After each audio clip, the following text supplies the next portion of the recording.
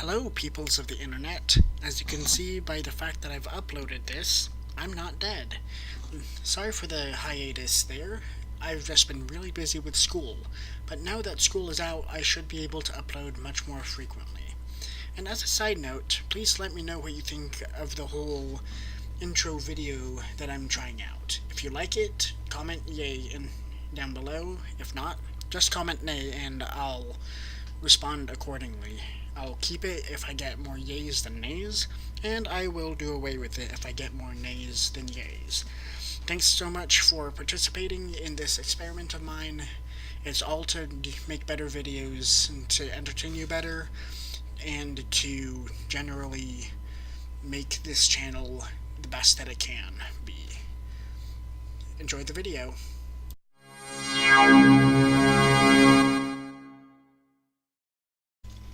Hello, peoples of the internet. This is Eminough, and we are finally back to TerraGenesis. Now, the year is 2051, we're on Mars, and we have 12 Genesis points, 1,478 people living on Mars, and we are still a barren planet. So let's go ahead right now and unpause the game, which we can do just by pushing that button right there, and we are back in business. Now, we just gained three more people living on the planet, and it's sure to continue going up. I'm not gonna keep track of that. So, when we last left off, these were our stats. We've got we're roughly at 150,000 millikelvin, which as you can see is good, but it could definitely be closer to ideal. We haven't made any progress as far as pressure goes, and if we have, it's not visible on this summary screen.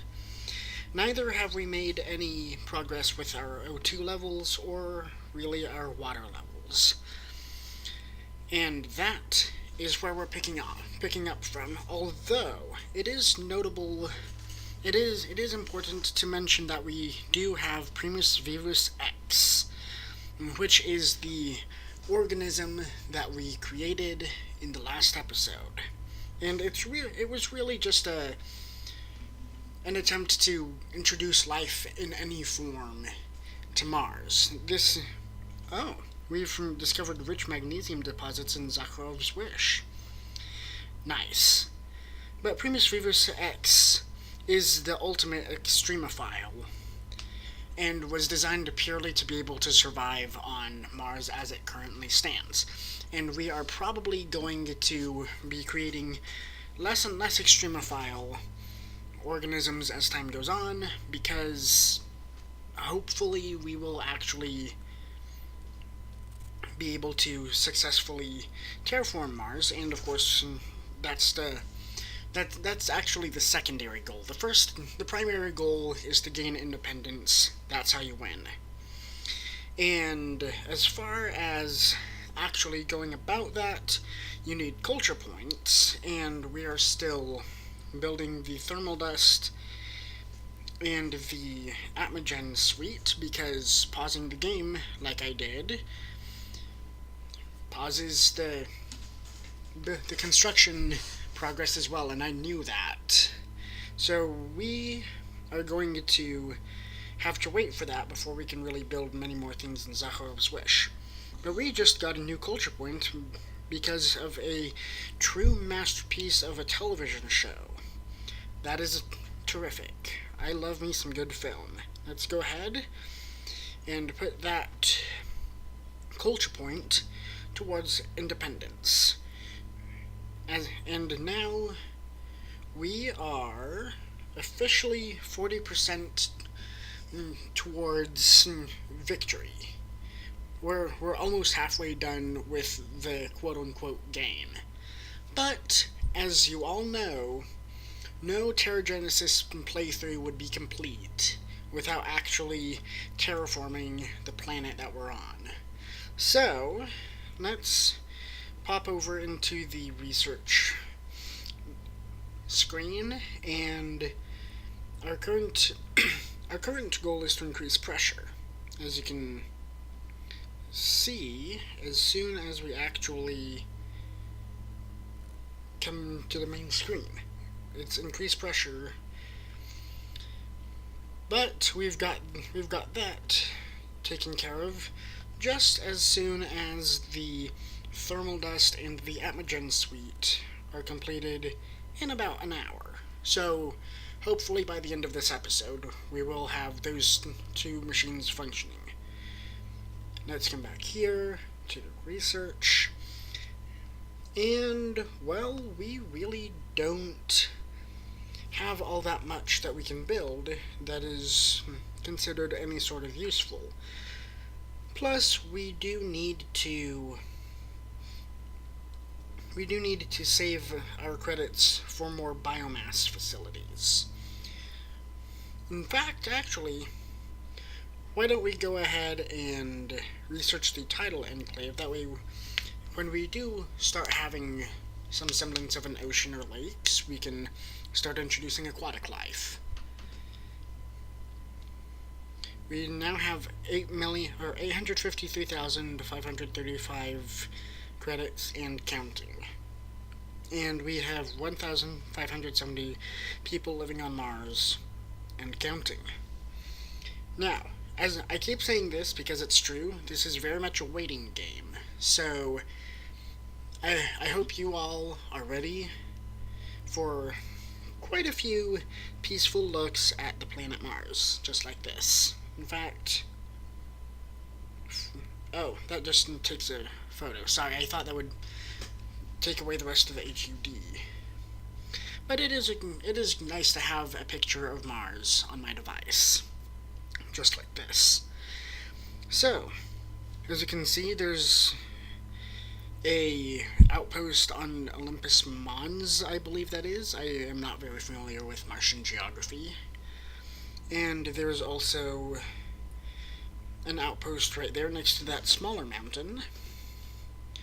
And for those of you who are new here, welcome. I'm sorry I haven't greeted you until just now. But what I'm doing... Oh, we've run into a massive pay dirt in a silver mine. That's awesome. What I'm doing is I'm terraforming Mars. I'm walking people through the process of doing so.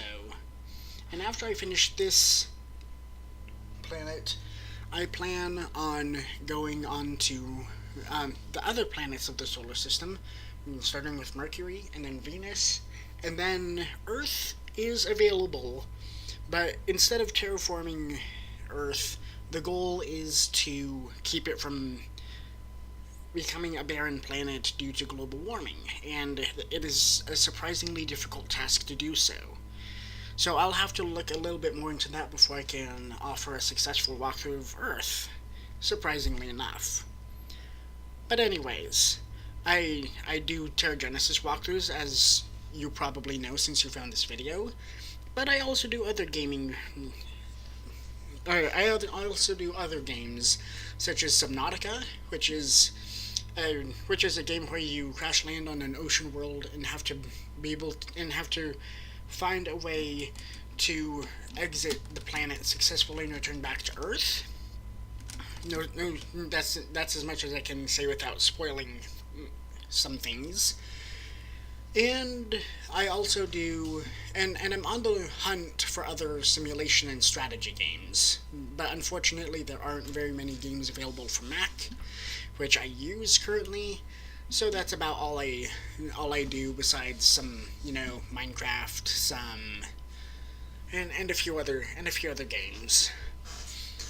But yeah, you're here for TerraGenesis, I'm doing that too, and hopefully I won't have such a long break between this one and the next one. And that's enough rambling. Subscribe if you want more TerraGenesis videos. Subscribe if you want videos of other sorts, and you can let me know what that is in the comments. I love hearing from my viewers, and I reply to comments as often as I can. shameless plug aside, let's get back to Terraforming Mars.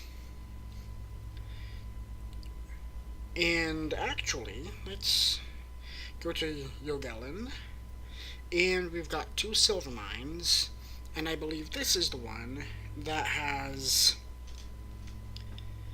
some form of boost to it. Some sort of the pay dirt.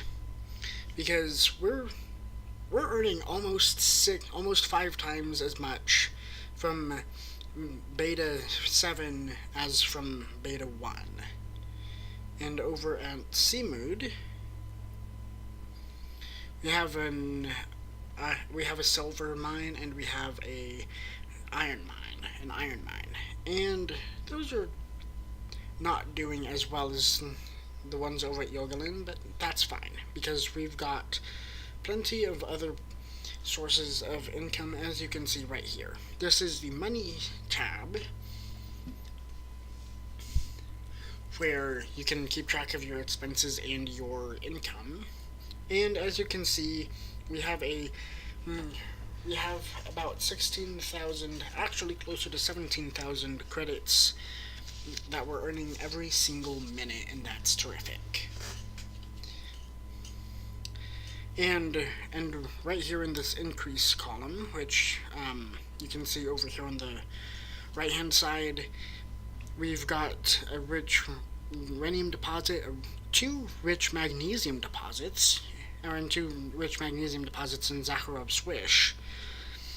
And then, of course, the silver mines in Yogellon and the silver and iron mines in Seamood. And we're mainly spending our money on facility maintenance in Zakharov Swish, although we are also spending 1,088 credits to keep Primus Vivus X from dying off. And you may have to do that, spend money to keep your microbes alive if you choose to introduce them to the planet as early in the game as I have.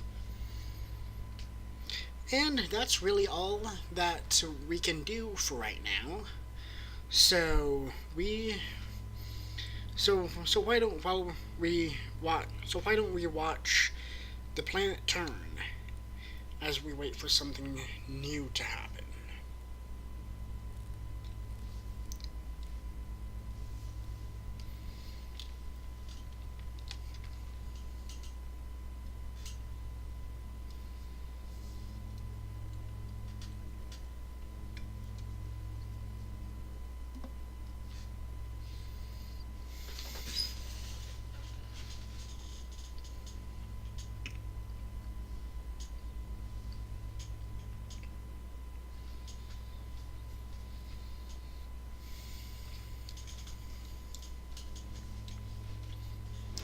Now, some interesting facts about Mars that I haven't already covered in previous videos.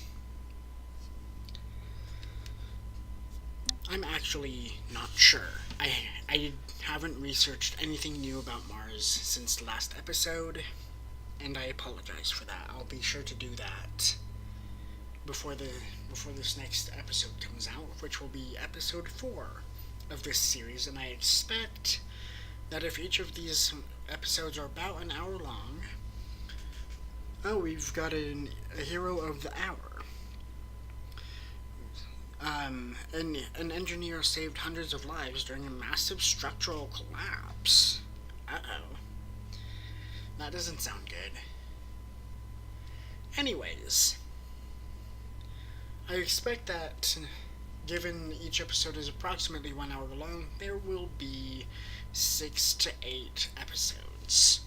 Now, that all does depend on how quickly we actually can research and build the necessary structures and systems. But I'm really honestly looking forward to finishing this planet and many others with all of you. This is a terrific series. It feels almost like a podcast, And that's why I try and keep the atmosphere, no pun intended, really smooth and calm, like we've been doing. Now, let's actually go to the biosphere, and I'm going to refresh myself and also you guys potentially on the organism creation menu. So, here's the gene library. This is for single and simple celled organisms. The actinobacteria, which thrive by decomposing organic material and helps make way for more complex forms of life like fungi and plants. And that in turn helps pave the way for animals, insects, and people. And it also offers 50% support. Lichen are rather durable as far as I have heard. They live basically everywhere from sea level to high altitude and in a variety of environmental conditions. And they are excellent for for designing custom organisms. Oh, and they make an excellent base for further custom organisms on your world. And they have plus 10% for all tolerances. Pardon the voice crack. Fungi are the most fragile of these because they need to have a lot of moisture around them, but they are also very good decomposers, and they offer unusually high support for larger plant life. And there are single cell microbe variants of fungus, which I did not know. That's fascinating. They offer plus 50% support, but also have minus 15% tolerance for low water conditions. And then protozoa, which Primus Vivus X is. They are unicellular eukaryotic organisms, have animal-like behaviors. I'm basically summing up what's here on the screen. And they are invaluable for designing ecosystems beyond Earth. They have a plus 50% birth rate, which means they spread rather quickly. Anyways, and you can also see over here, I'm moving it around to direct your attention to it. Here we have the genetic code, the genetic sequence for this organism. What the environmental tolerance score is like, how much support it's giving, any modifiers, if any, how much how much money is being put towards either the conservation or the culling of that particular organism, the health of the organism in the current environment, and how thriving it will be, whether it'll go extinct or it will completely take over the entire world, any support that it offers, any effects that it has on the environment or on income, apparently, and what kind of genes it has. The kingdom, the phylum, and then 3 attributes which we choose up here. Now, we can also create a plant, which I am not going to yet because our environment is not ready for plants.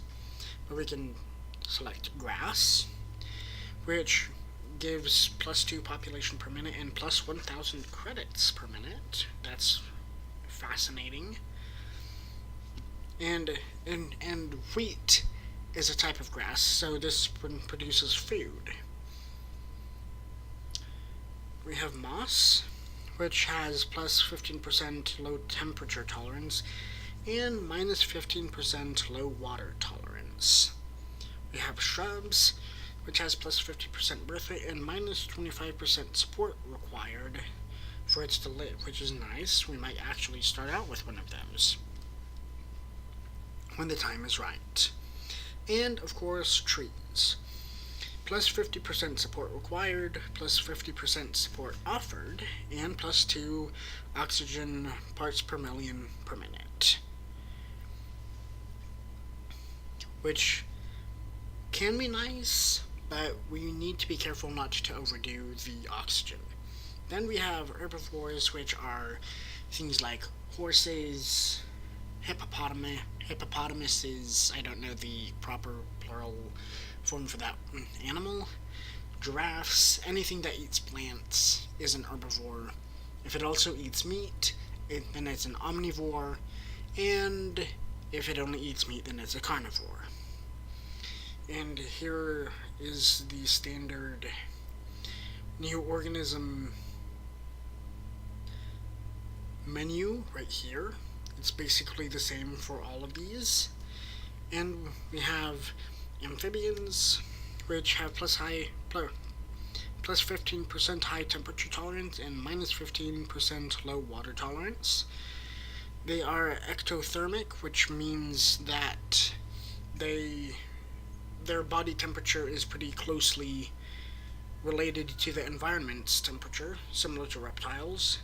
They do best in warm, wet climates, and that's why you find so many of them in rainforests and jungles, because those are exactly the sort of environment that they like to live in.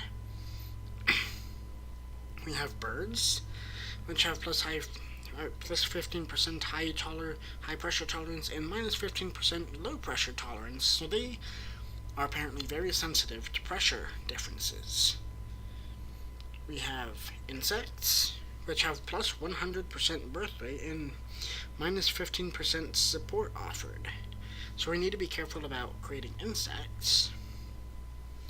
And there are apparently more than 1 million described species on Earth, which represents roughly 1/2 of all organisms on Earth. And that is insane, that there are so many kinds of bugs out there. Mammals, the most well-known, I think, plus 10% all tolerances and plus 50% birth rate. And reptiles, which have plus 15% high temperature and high pressure tolerance. And these animals are cold-blooded, and so they prefer hot temperatures because that keeps them warm. That's why snakes and lizards tend to hibernate in winter, because the cold temperatures are not good for them. And then, of course, the carnivores. Similar phylum, library, amphibians, birds, insects, mammals, and reptiles. And, of course, the new organism menu on the right. And over here would be basically the same thing, I am assuming, but we don't have any slots to add a new species to the aquatic biosphere, so it won't even let us look at that yet. And the year is now 2053. We have roughly 1,900 people living on Mars, and we haven't made much of a dent to the environment yet,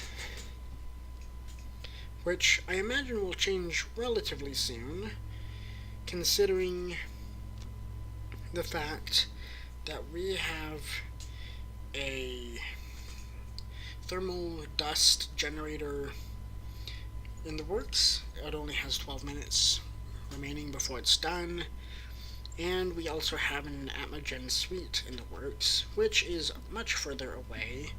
We have to wait another 53 minutes. 51 minutes before it's done.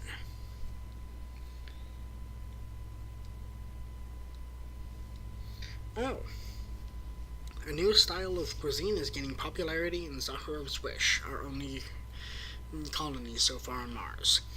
If we let the local government endorse it and promote it, it could bring us 1,700 credits worth of revenue. But if we let it develop organically, we'll get a free culture point. Pro tip for those of you just joining, always take the culture point. Because culture points are very difficult to acquire. We are now 45% independent from our homeworld, which I'm assuming is Earth.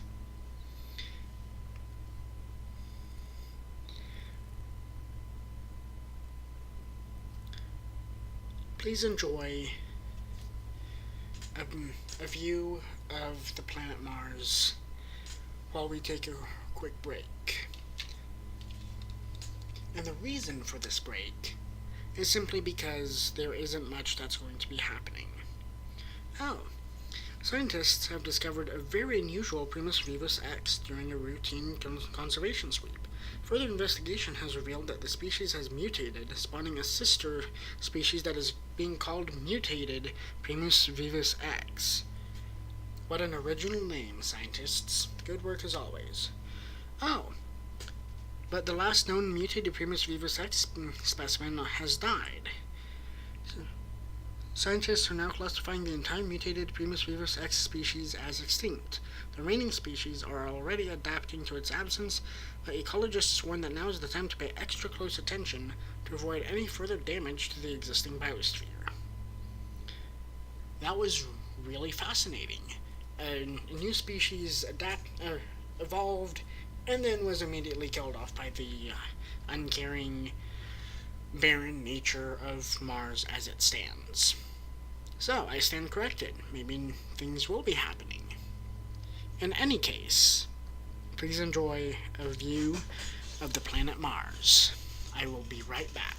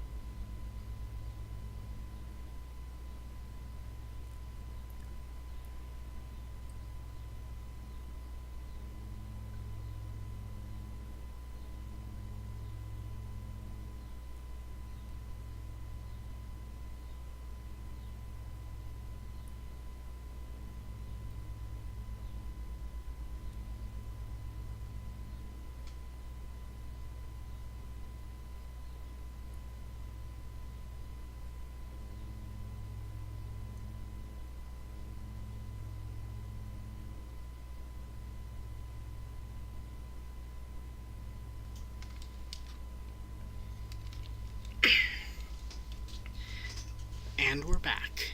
Thank you for waiting and watching the planet spin. Now, we have over 2,000 people on Mars, and the next culture point is coming in just 500 people, which is exciting. For me, at least. I really hope it's exciting for you as well. Now, right about at this point, maybe a little bit further in the ecological development, would be when we would want to begin looking into generating our own magnetosphere for Mars, because Mars doesn't have its own magnetosphere, and that's why its atmosphere is so thin. Because there's no magnetic field preventing the sun's rays from stripping away any atmosphere it may attempt to regenerate.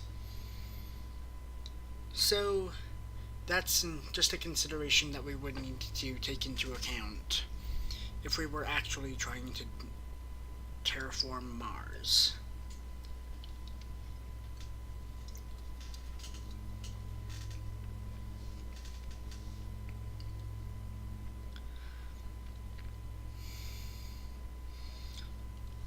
let's check back on Zakharov's wish. We currently have 5.5 minutes until the thermal dust is done building, and we have still 44 minutes and 20 seconds before the Eminough suite is finished building.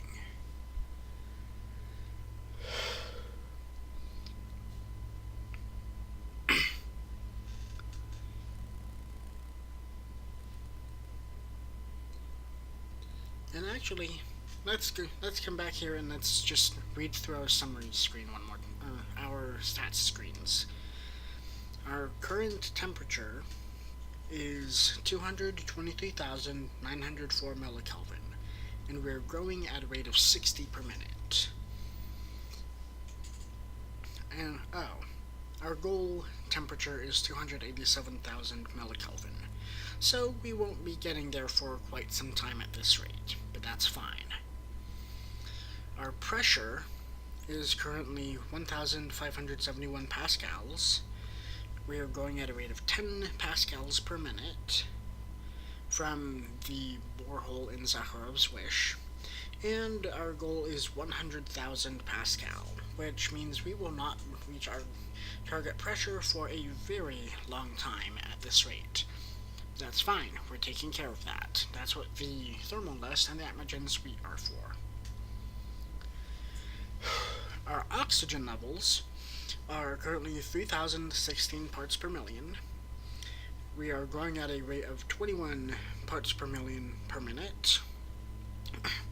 And our goal is 210,000 parts per million, or approximately 21% of the atmosphere. Our water levels are currently 56,886 centimeters. We are going at a rate of 146 centimeters per minute, and our goal is 600,000 centimeters, so we won't be there for quite some time either. And we can take care of that later. But for right now, that's just fine. Biospheres are enabled, so our biomass information is coming from the biospheres section of the main screen. Our population is 3,656. Oh, no, pardon, that's the habitations we have. That's how much room for people we have. 3,656. We are currently gaining 19 people per minute. Let's see. We have 5 plus 5 per minute from a great musician, plus 3 per minute for being featured in a hit video game, plus 5 because we have a great artist living in Zakharov's wish, plus 5 because we were featured in a hit television show, and only 1 per minute from native birth rate. And we've already looked at our money screen. We are earning 16,945 credits per minute, and that is taking into account our expenses.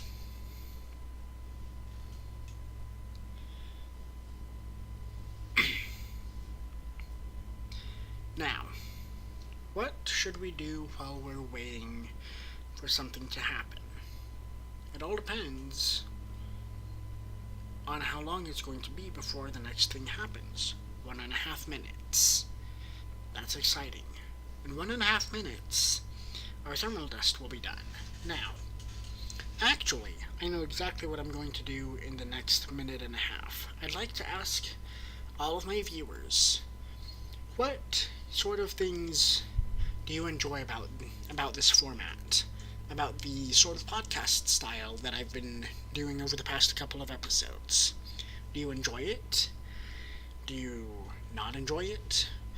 What kind of things would you change about it if you could? Because I honestly enjoyed doing these walkthroughs. Each of them are about an hour long.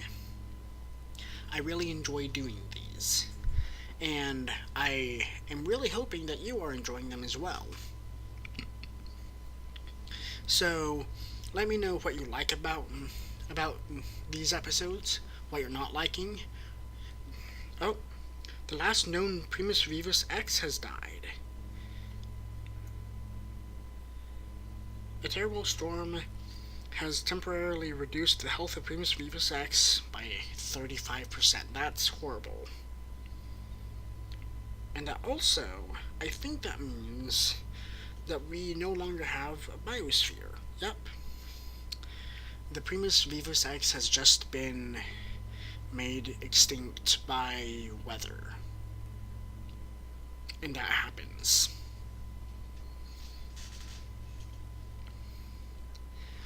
We no longer have a biosphere, but that's fine.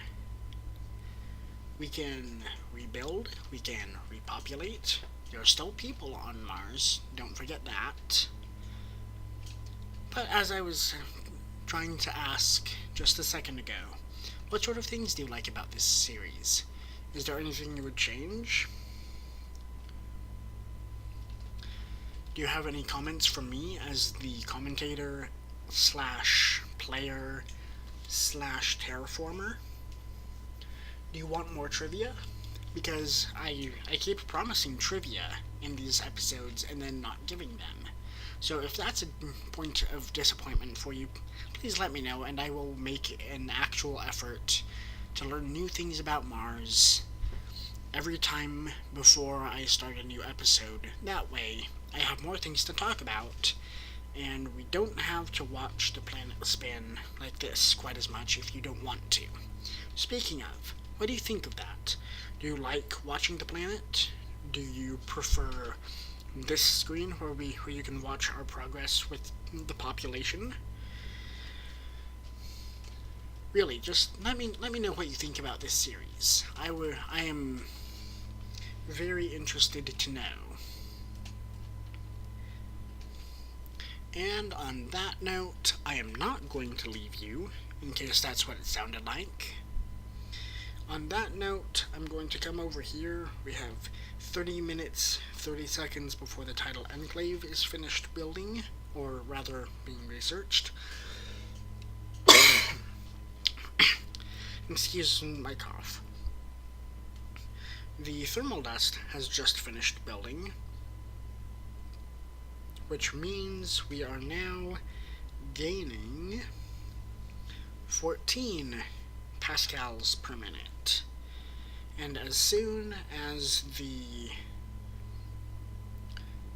Atmogen suite finishes building, we will be gaining 74 pascals per minute, as well as, I believe it's 154 parts per million of oxygen.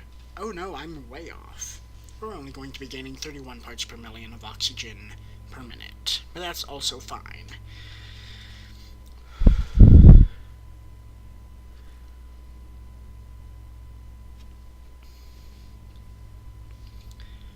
In any case,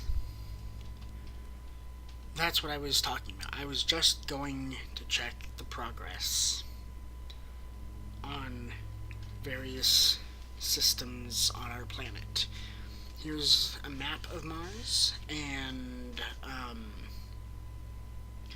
it is kind of hard to tell if you haven't seen it before, but along this black edge here, if you can see this outline of the black rocks on Mars, that's about where the coast is going to be once we have an actual ocean. And for those of you who have been curious as to why I pick where I pick to place my outposts and my colonies, I'm keeping in mind the elevation. That way, when the waters do come in, we don't lose any colonies. And that also gives us a fairly good benchmark to keep our water levels in check. Because if we see that they're approaching a colony, then we need to turn back the water a little bit and start maybe throwing huge snowballs or huge balls of ice into space with a comet launcher, I think it is. Let's see. With a... Yes, a comet sling. Requires aquafire network. Oh no. That brings more water onto the planet. I meant the ice launcher. Which, oddly enough, earns us 2,677 credits per minute when in effect. I'm still not sure how that's supposed to work.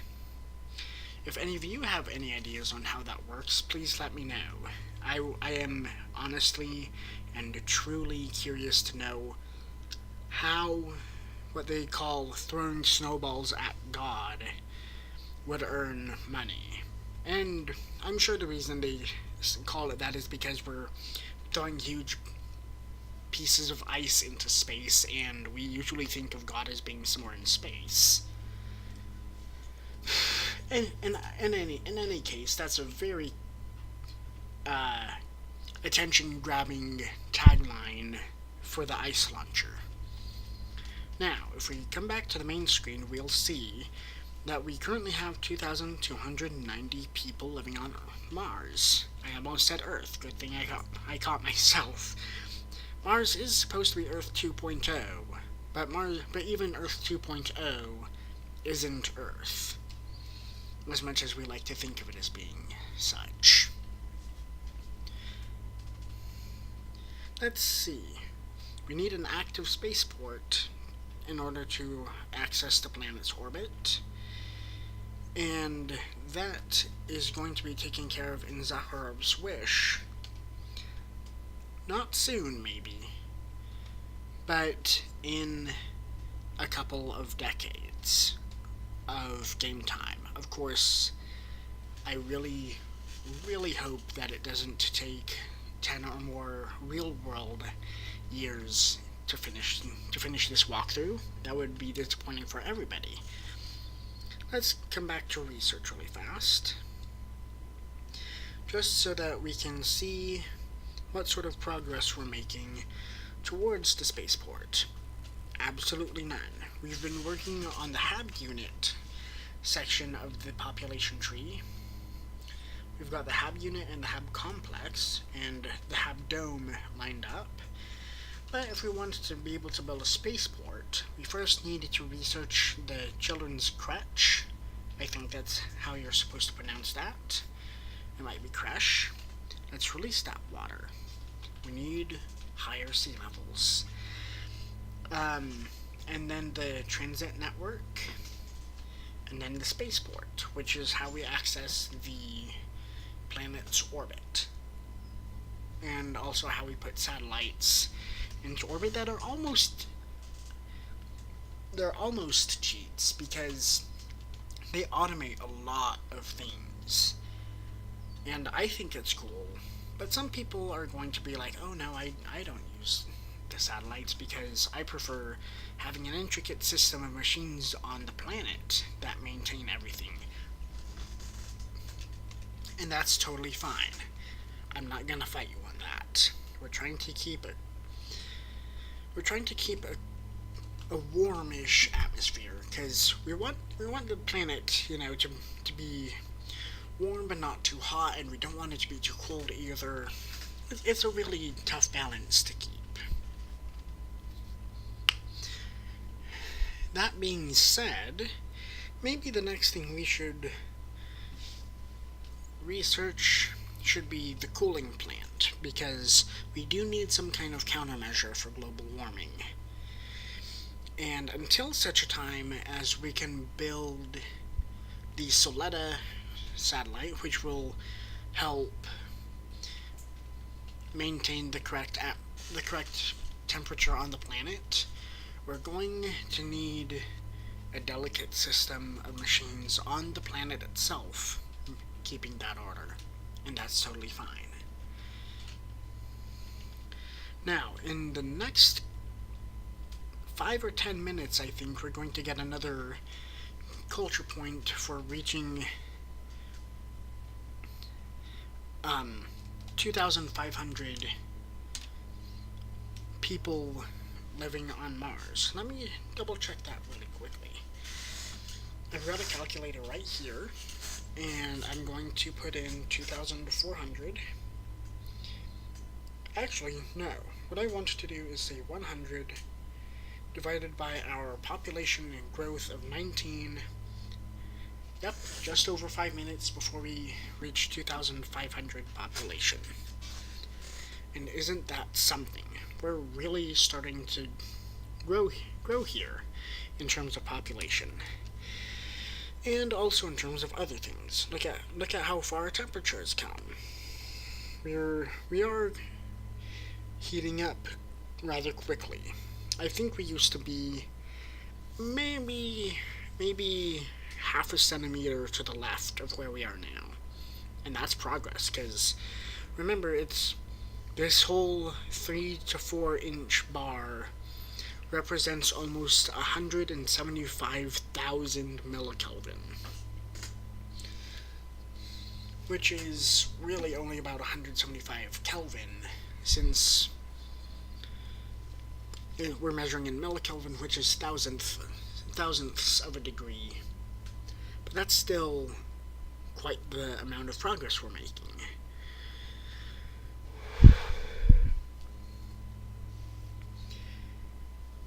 Now, to stop being classified as a barren planet, we need water, we need plants.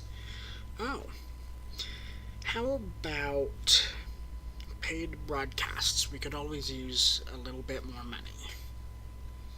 Plus, we don't really need or necessarily even want faster population growth, and you'll know why.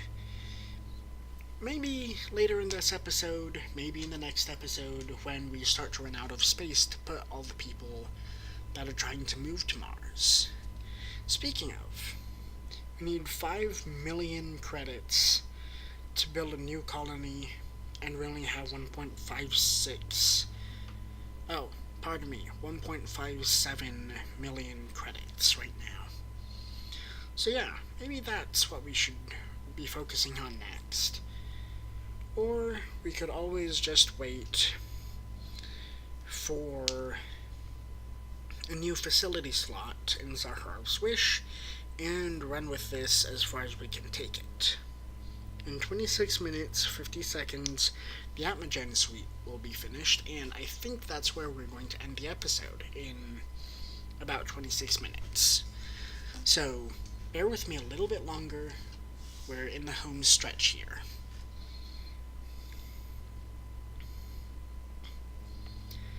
The year is currently 2055, and we are developing a new style of architecture in Zakharov's Wish, where apparently everything on Mars happens, because that's our only colony right now, that emphasizes colorful patterns and experimental forms.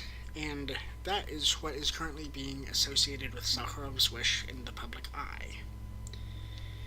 Which brings our total number of distinct architectural styles in one city to 4. We have the cozy architecture style, we have the brutal architecture style, we have the artistic architecture style, and let me see. Oh no, we only have 3. I thought we had one more than that. I still think it's really funny that we have a brutal architecture style and a cozy architecture style that's being associated with the same city. I can imagine...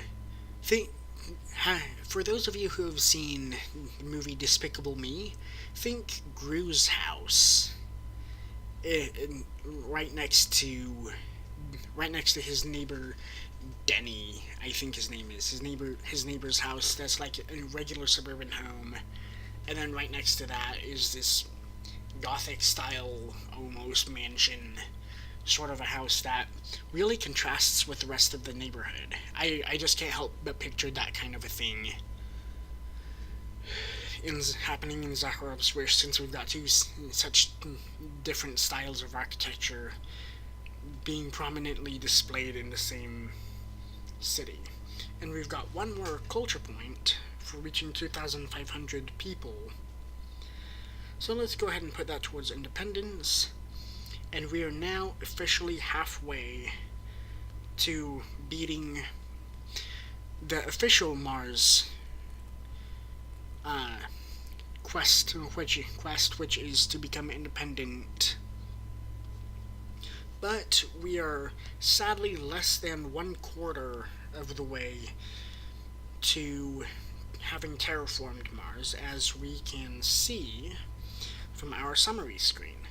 We're getting there with the temperature for plants and microbes, not quite for animals and humans. We've yet to make any noticeable progress in pressure, O2, or water, but that should be coming reasonably soon. We've got a lot of things queued up to do, namely the cooling plant as sort of a countermeasure to the borehole that we've got running. We've got nothing having been researched for water level augmentation. We are currently working on the tidal enclave, and we haven't researched the mining technology for palladium or rhodium. And I think I don't know if we'll ever get to those two metals in particular, because we have a lot of things we need to be doing in order to terraform Mars as quickly as possible and keep it relatively balanced ecologically. Now, here is an interesting dilemma. 13 million credits. That would be enormously helpful. But we would lose 10% of our independence. Meta National Corporation is offering to invest 13 million credits. I'm going to refuse, thank you very much. Because if we ever needed the credits, we could always get them from this screen right here. Now, we can't quite get 10 million credits. In fact, we can hardly get 5 million credits since we only have 12 Genesis points. But if offers arise for more Genesis points, we can always take that and increase how many Genesis points we have. Or, if you're feeling particularly impatient to get Genesis points and or credits, you could always buy the Genesis points, which I am not going to do here, but or you could transfer them from other games if you want. Let's see. Launch a campaign. We don't have enough credits, so we're going to have to decline. Anyways, please do not buy Genesis points if you do not have the money. I'm not going to say don't buy them at all, but please be sure to spend responsibly. That's all I'm going to say. Support the developers, but also don't just spend everything on TerraGenesis or any other game for that matter. Now let's see here. One last thing I think we're going to do before we finish building the Atmogen suite in Zakharov's Wish, which gives us 20 minutes to do that thing, is we are going to... Now we need 3 million. Let's go to C mode really fast and see about building a new mine. Let's jump up to silver, and I'm just going to zigzag kind of like this, because I have found that it's the most efficient way of pinpointing high densities of particular resources, and we could build one right here, but we're not going to. That's not enough silver to make it worth it. Anyways, I actually think that I might end this episode right about here, since this is about the 1 hour mark. It's currently 54 and a half minutes in, and the year is 2056, meaning we've covered almost 6 years of in-game time. And we have almost 2,700 population on Mars. Now, I promise to make another episode much sooner than I did from the last episode to now. And the reason I can make that promise is because this is the end of the semester for me. I'm actually in university, and so I don't have any other commitments coming up in the near future. That being said, these are a little bit time intensive, as you can tell, so I probably won't be able to make one every day, but please look for these coming out every other day, on Mondays, Wednesdays, and Fridays every week. And I'll try to get them out around 12 o'clock or 1 o'clock, but today it's going to be out closer to 2 or 2:30, depending on how quickly the video uploads. Anyways, thank you all very much for tuning in. Again, if you've got any sort of advice or any sort of